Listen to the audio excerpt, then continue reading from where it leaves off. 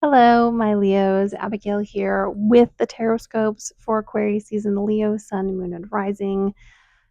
The cards I just pulled are fascinating. I do want to talk about the astrology briefly. We have the Sun conjunct Pluto. I do have a video about all of the kind of major shifts of this season. You can look that up, but just so you know, Sun conjunct Pluto, it's a really heavy, intense moment. There is a revelation, there are some secrets coming to light.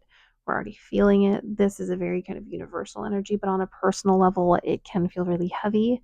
You know, things that we may have had a more fantasy based view of or had hopes and dreams around might show their true colors or become very stark and very real. We also have the Mars retrograde ongoing, which started in your sign. We also have a Venus retrograde coming up that'll be in a trine to your sign, as well as a Mercury retrograde in the same sign. Lots happening, not to mention Neptune and Saturn go into Aries this year. Uranus goes into Gemini. I've been basically, since this is the first official season of 2025, because the Gregorian calendar just slices right through Capricorn season, reminding people that this year nothing is going to be fully finished. Um, the planets Neptune and Saturn retrograde back into Pisces before, we go into 2026 and don't officially get in there long term till 2026. So this 2025 is a year of shedding and release.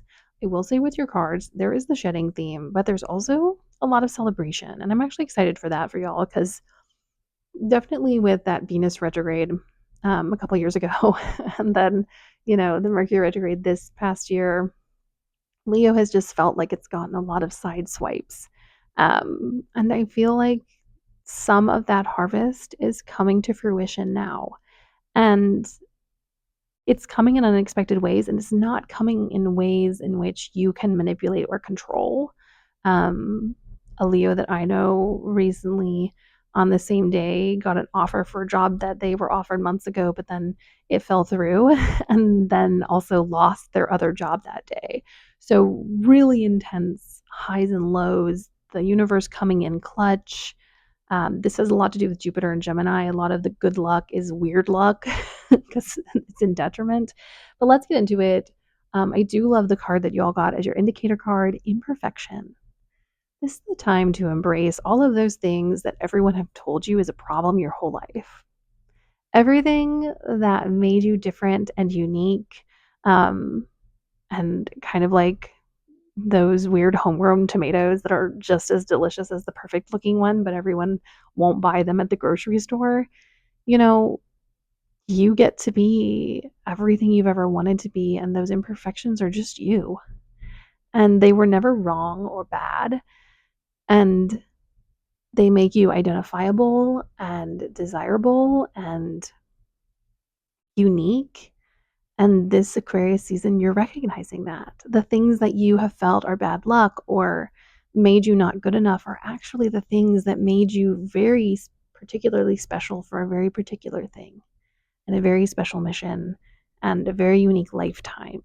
And yeah, they're still going to be difficult. Some people will still always see those things as imperfections, but you are finding the people that you need that see you as a whole and not as some part of you that they get to utilize.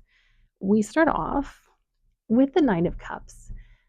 There is abundance in Aquarius season. I know I'm wondering, partially because the cards have been rough so far. I've made it through half the zodiac, and I think Gemini had a decent lighter spread, but everyone else it's very heavy. And if you read, a sun and your sun is in Leo and your moon's in a different sign, there's gonna be duality perspective.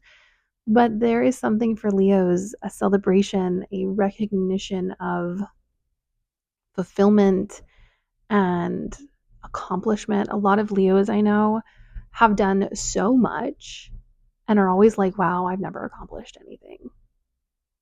And I'm like, I don't know. I'm pretty for sure you've lived like 6 lifetimes and done maybe it's been a struggle, but you have done amazing things and will continue to do so. So celebrate that. Also, in order to work with the universe and to manifest and get your desires met, Something you have to do is to take stock of the things the universe has already given you and to also thank the universe for those things. You're basically helping the universe understand what you want when they give you something that you want. And maybe that thing isn't exactly what you want or the end of the road for that desire. But if it's never good enough, what information does the universe have to go on, right? If we're constantly like, well, that wasn't exactly what I wanted, or I haven't reached this pinnacle yet, so I can't really celebrate that. You're basically sending mixed messages because the universe gave you a stepping stone, and you're like, but that's not the end of the journey. That's just a stepping stone. That's not how life works. So celebrate how far you've come. Celebrate the cups around you, the abundance, the joy. And then you have like the sister card to this. You have the Nine of Pentacles. There is some beautiful harvest coming to fruition in Aquarius season. And maybe it's a weird, kind of funky, you know, harvest and gift that you are getting, and it's not what you imagined it would be, but that doesn't change that it's still beautiful. It doesn't change that it's still something.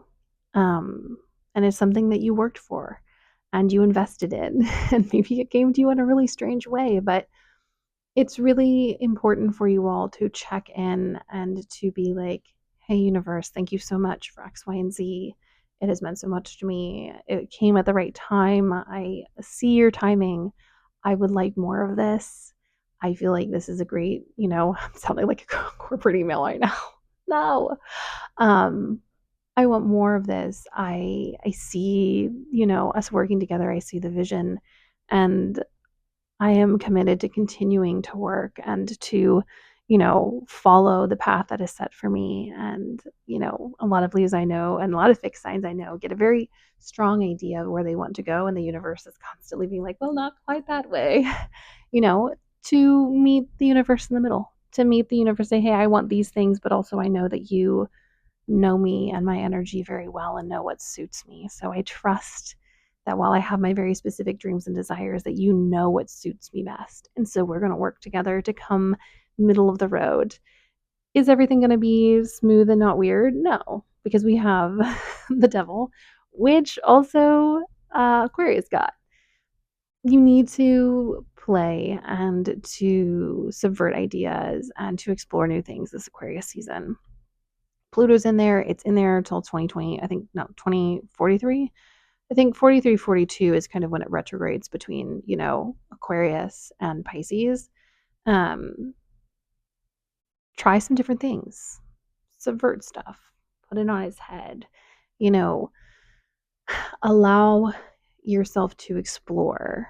I don't think a lot of us are going to get the lives that we thought we would have, but it doesn't mean we're going to not get the life that we completely deserve and love and enjoy. We just were raised with a really set expectation of what abundance looked like, in and the people who set those expectations didn't know what we know about the system we were born in. So let yourself play, try new things. Yes, this can look like obsession and addictions and things like that. This is also the card for me of coping mechanisms. And not all coping mechanisms are bad. Oftentimes they wear out their welcome. But maybe this season, because it's still overwhelming, there's still a lot of energy, maybe this season allow yourself to cope a little. Maybe go back to watching an old show that was a crutch for you. Maybe return to reading something. Also, it's a reminder that not good things don't have to be hard. Good things don't have to be difficult.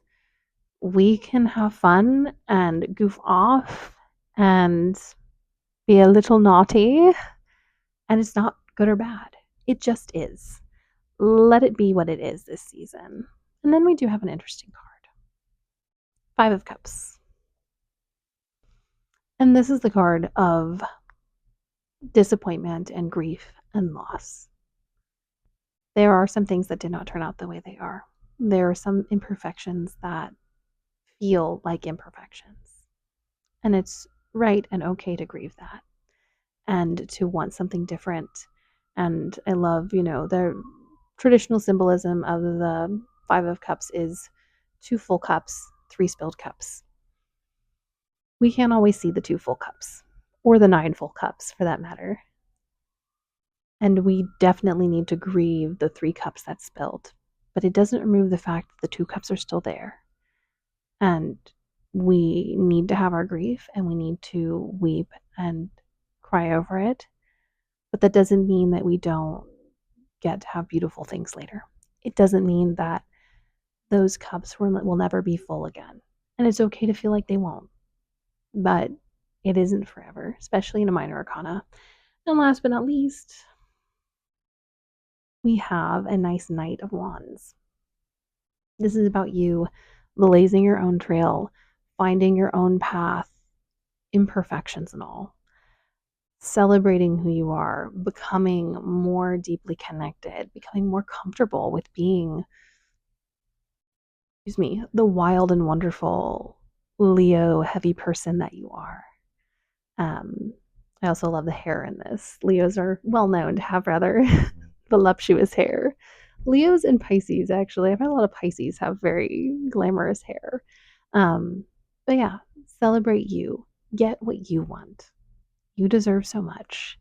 And I think you're going to get a lot of it this season. And you're also going to have to recognize that you haven't gotten a lot of it.